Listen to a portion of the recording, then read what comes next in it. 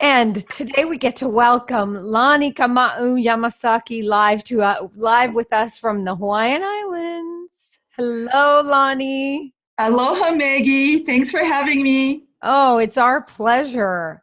So, Lani, tell us a little bit about what business you're in. I serve as a Hawaiian cultural practitioner in the integrative healing arts. And I've brought this tradition into my work as a personal and business development consultant and mentor to socially conscious entrepreneurs and businesses. Oh, that's wonderful. Tell us a little bit about the journey that led you into the work that you're doing today.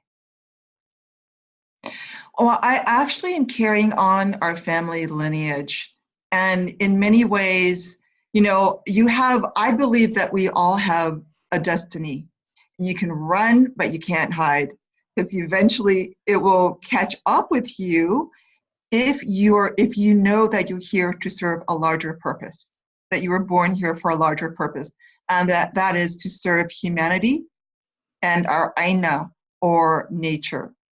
Mm. So my journey here happened when I was fairly young, when I was mentored by my elders, by my kupuna. And they basically showed me, they demonstrated, right, by everyday living practices on how to listen to nature, how to be attuned to nature, how to be sensitive to the signs of guidance that nature provides us. And in this process of learning how to grow plants, learning how to work with the essences of plants, the medicinal values, the spiritual values, it began to form this very clear journey of understanding that I'm just part of a picture of co-creation with our creator, with our ancestors and nature. And that I was to find my role. What is unique to me? What are the gifts that have been given to me by creator, by God, you may say, by source, and the ancestors? What are the unique gifts that they have given me that is now my responsibility to bring into the world so that we will have a really vibrant and sustainable future for next generations? Oh, beautiful. Just beautiful. Was there a particular defining moment that you can recall? Oh my gosh, I think I have, well, you see particular, but for me, and I suspect with many of us, there have been many defining moments that, formed the trail to make it really obvious at a certain point. It was time to jump and really live your purpose. So maybe, oh gosh, Maggie, for me, I was 29 years old, and all my life I had dreamed of going to Egypt, dreamed of going to Greece, and other faraway places. And I found myself in a journey to Greece and Egypt. And I was with my meditation group. We were in the temple of Dendara, and we were in prayer, in individual prayer. And I heard my ancestors talking to me. And my grandmother, 5 generations back, shared her name and shared what my responsibility was in terms of carrying on our family traditions, which is helping people through rites of passages, helping them to understand their kuleana, which is their honor and responsibility in life. So I was freaking out because she was very, very clear in my directions. And I've never heard of her before, but very, very, very clear directions. And she actually told me, you can't avoid this anymore. I've been coming to you since you were a child. And you know who I am. You've seen me before, but you've been ignoring me. But I'm telling you, you can't ignore me anymore. So I went home and I talked to my mother. My mother is Hawaiian and Chinese. And I think this is important to understand. Many Hawaiians, like many traditional cultures that have been, I'm going to use the word colonized, when their traditional cultures have been usurped by other cultures, and they've been taken away from their cultural practices, and have moved towards other faith traditions. many times you ignore those traditions, those ancestral practices. My mother's interesting, because like many Hawaiian, she is this beautiful, beautiful integration of traditional Hawaiian ancestral practices and religion and modern day religion, in her case, Protestant. And she never really, really talked to me about traditional ancestral practices. But when I told her what happened to me in this temple and of the specific ancestor who gave me these instructions, she nodded her head and she said, yes, I know what you're talking about. And that freaked me out because my mother, she never talked to me like this before. I mean, it's like it gave her an opportunity for her to release, for her to remember her traditions. And she then shared her kuleana, and that she didn't think that I would be the one in our family to carry it on. But I confirmed that I was the one to carry on these teachings, these family traditions of being a peacemaker, of being being someone to travel around the world and to meet with other peacekeepers and sharing our traditions, leading to understanding there's one medicine, and that is love. And that is what we call aloha. And aloha means in Hawaiian love, compassion, kindness, sympathy, charity. And that this was the medicine that our family around the world was here to uphold and here to be facilitators of. And that was, so that was my changing moment, my definitive moment, where to hear my mother actually acknowledge not only this ancestor, but other ancestral names that have been given in Egypt to me in this prayer, when she confirmed that this was our lineage, having a very pragmatic mind, and coming from the discipline of integrating science with spirituality, my mind needed to have this kind of confirmation that would just knock me silent and very, very humble. Wow. That is truly a defining moment for sure. How beautiful. What a beautiful story. What obstacles or internal fears have you had or had to overcome as you step into this work? Well, I think it's the same fears that many of us face when we're on this road of understanding that we're here to spiritually evolve, to consciously evolve. And along the way, because remember, I was in my late 20s, and the vision that was unfolded to me was big. And I remember back then, my question was, me? Why me? And who am I to do this? And then along the road, because I was already an entrepreneur, and along the road, always being at that time, no longer, because I'm going to be 58 soon, but at that time, I was always the youngest in the room. And these visions would come to me. And I would always say, well, the question, who am I to have these visions? Oh my gosh. And thank goodness for elders around me, wise elders who had similar missions, who would say, you're not crazy. You're not crazy. These messages that you're receiving, these signs, what we call ho'ailona in Hawaiian, these divine messages from nature, from ancestors. You're not alone. This is normal. You're not crazy. So I had to go through feelings, like many leaders that I work with, of feeling isolated, of feeling like my own peers may think I was crazy because of these messages that in those days were considered pioneering visions. For instance, at that time, looking at genetically modified engineering for seeds and really wanting to be taking a stand of the pros and cons of this. These are all relatively new things at that time. And so that was scary. That was really, really, really scary to walk into the rooms and know that because I looked even younger, I was told, than my age, who was I? That was the underlying message, right? And then culturally, we're taught never to self-promote. And again, this is not about self-promoting, but to me, it's being the messenger. And still in that way of being the messenger, because you are some of these issues have a lot of fear associated with them. So to be told at that time again,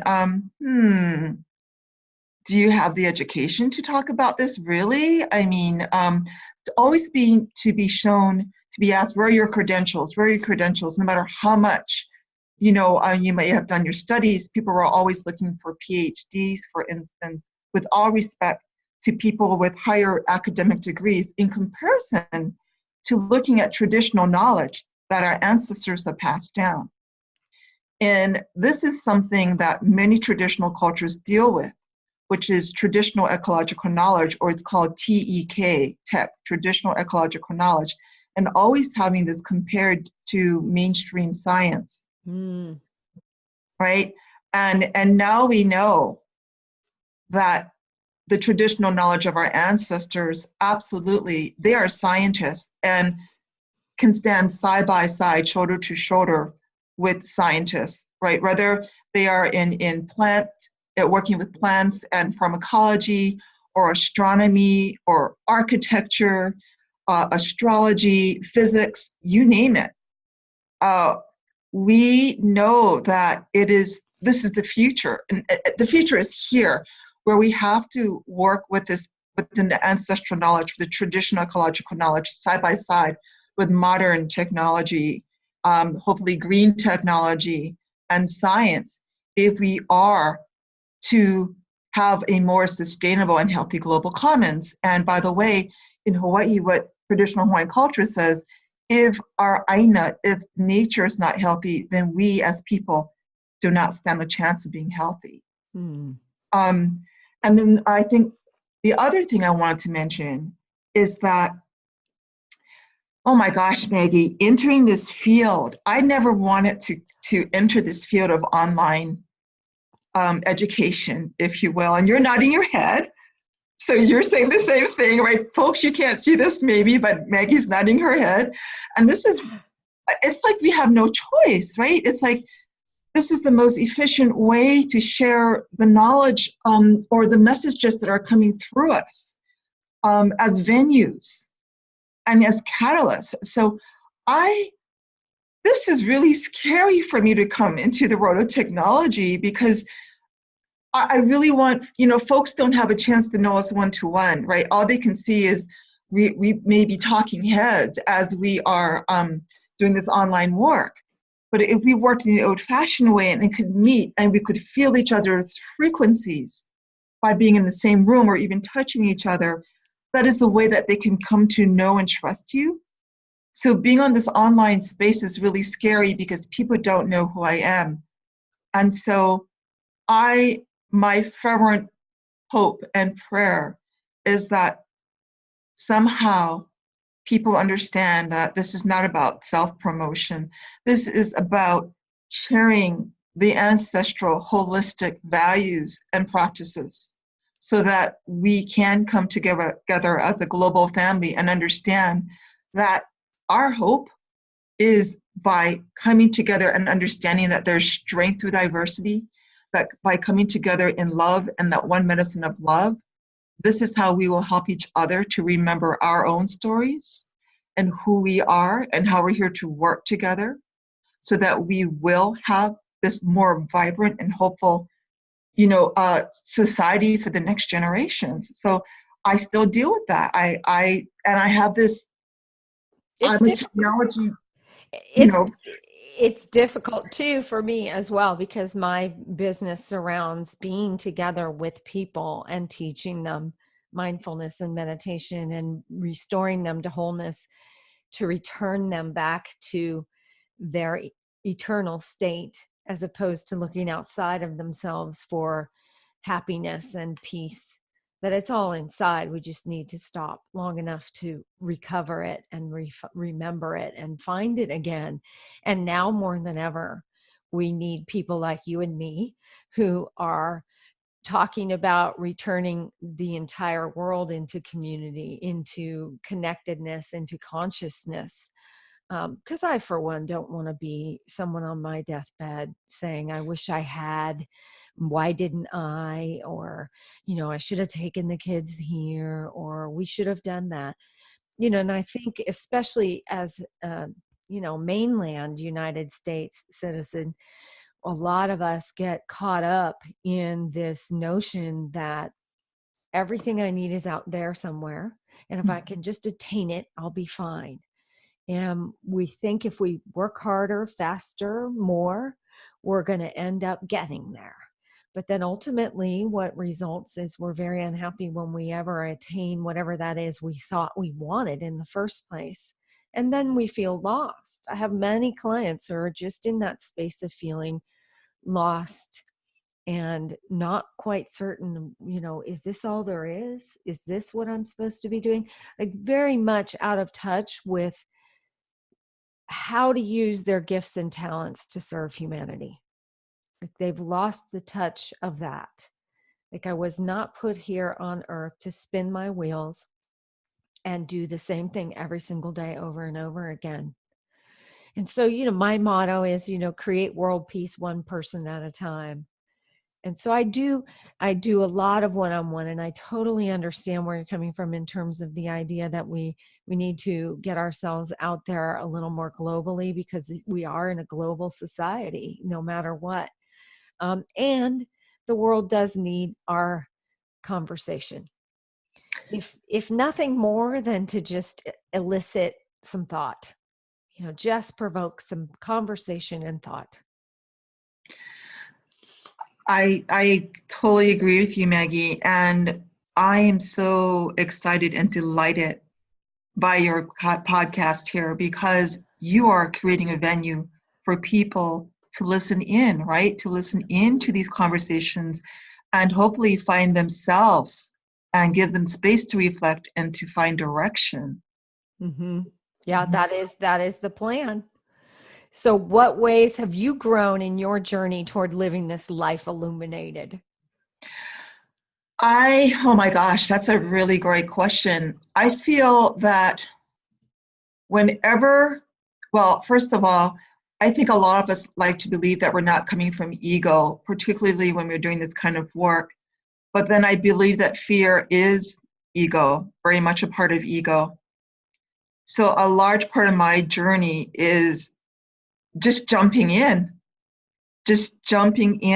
and overcoming my fears and realizing once I'm doing it, like this podcast, I can't tell you the excitement and resistance I had to coming to be with you today, because again, I'm still getting used to being very, public, but I jumped in, and I realized every time I do jump in that, it gives me the opportunity to examine more and more why do you have this fear? Exactly, when you know that you're here to be a venue for peacekeeping, a venue for love. So it helps me to realize how much refinement I can still do in terms of releasing that ego and really understanding if I'm truly coming from a pure space of love, then being the messenger for the ancestors, then really there should be no fear. There should be no fear. And if it does come up, then it's healthy, and it's cause to pause, to think.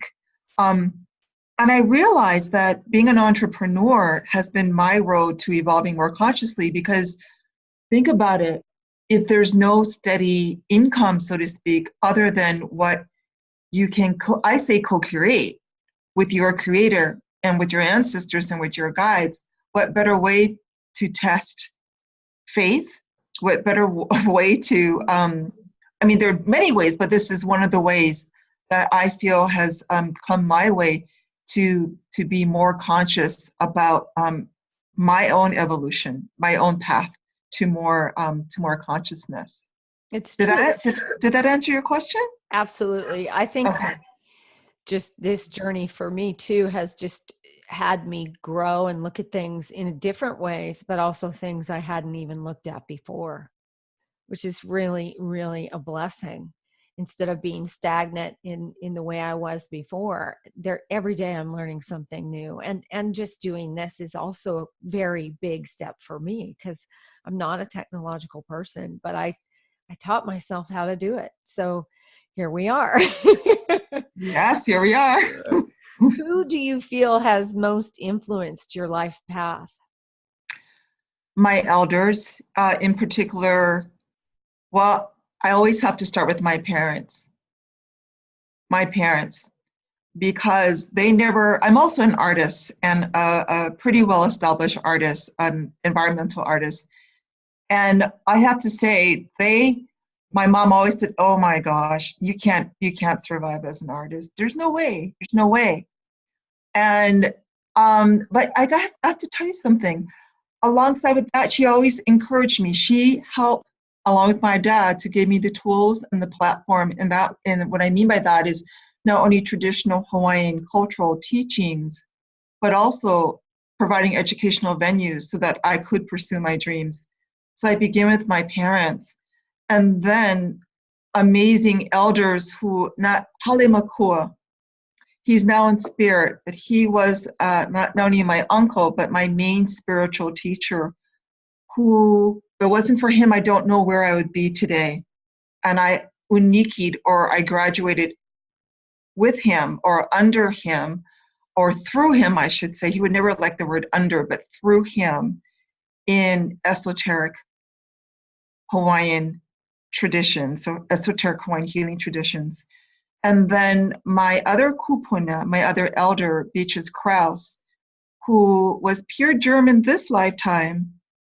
However, when she was a baby, a traditional Hawaiian healer came and recognized her destiny and said, "This child will change the course of Hawaiian history." And B, or BB, is credited for revitalizing the interest in Hawaiian medicine, in Hawaiian ethnobotany. And I started to learn from her when I was 18 years old. And along with my parents, or my mother, she became my primary teacher in working with Hawaiian plants for healing, or la'au lapa'au, as they would say, working with Hawaiian plants or herbology for healing. Oh, that's wonderful. What projects are you working on now? Well, I continue. This is something I've been doing for 30 years, is working, I know, right? That dates us or dates me, but for 30 years, I've been working with individuals in community to help them recover from trauma and to realize their life purpose and mission, and then to help them form their own businesses or projects, bringing together what we call lokahi, or working with the practice of lokahi, which is a Hawaiian value, meaning harmony, and it's a Hawaiian practice, which describes the relationship and the interdependence between our creator, again, many people would say God or source, nature, and humanity. So when you bring together these three realms, it is actually the Hawaiian ancestral wellness blueprint. And it's a way of measuring and understanding if you are in balance with all three realms. And yes, that is actually a measure for wellness. And if we are feeling not balanced, then you would look at each one of these three realms. And this is just a very, very surface way of explaining this, but we would have to look to our balance in these three realms and find some way to come back into balance again. So I continue to do these sorts of projects with individuals. as well as with businesses such as, and I've been very blessed to work with Fortune 100 and Fortune 500 companies who are very, very conscious that this is our future. And as a business, this is their responsibility to not only help community to enhance their well-being, but also to enhance planetary well-being in general. No, it's beautiful. What a great purpose. What a great dharma, as they say in Buddhism. I love it. Where can people learn more about you, or how can they get in touch with you?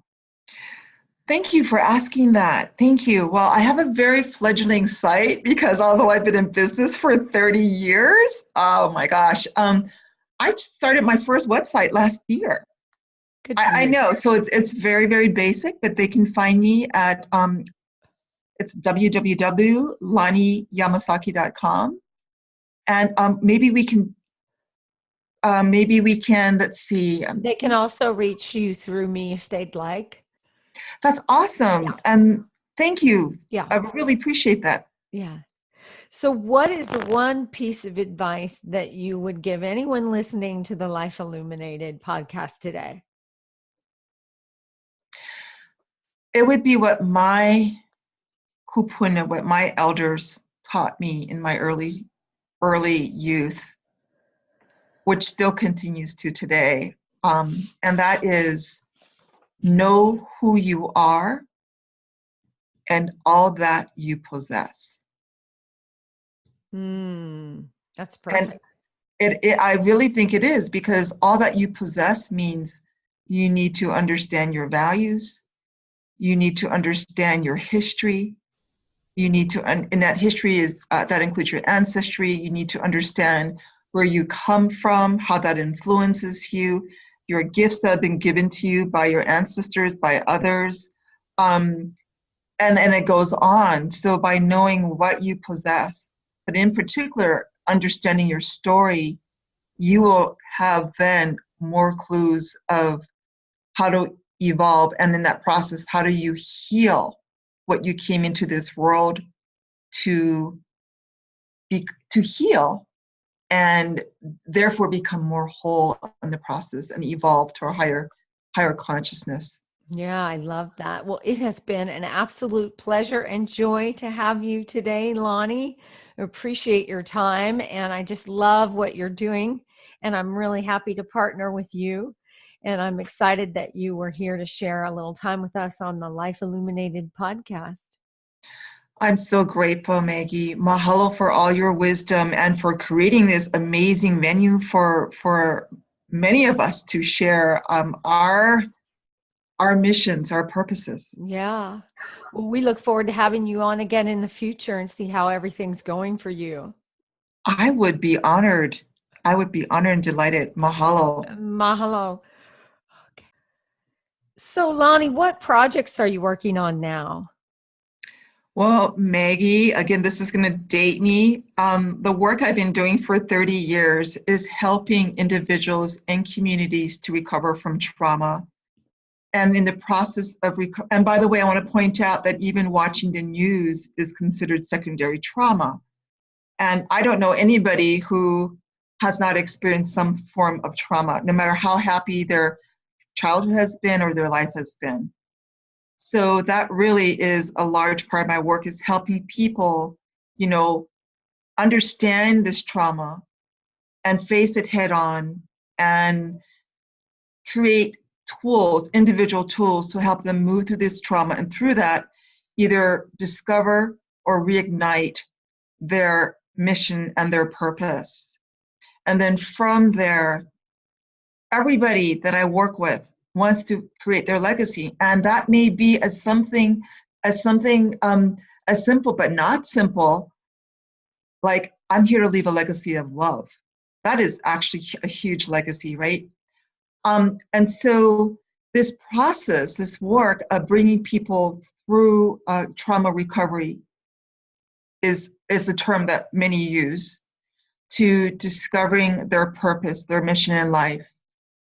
And then from there, once they have created that solid foundation and understand their values and their purposes and how they want to then channel this, into creating their outer legacy, that is my work, is helping them to form that solid foundation and then create the outer legacy, if you will. And that program is called Live Lokahi.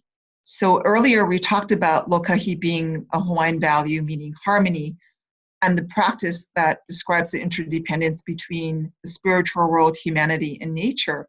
So Live Lokahi is a program that I am so excited to now bring into our wider sphere for individuals and businesses to then build personal and personal legacies, as well as bring this into the community, so that community then partakes in building and co-creating this legacy together with businesses, and then link up into a global family, all with the mission of living Lokahi,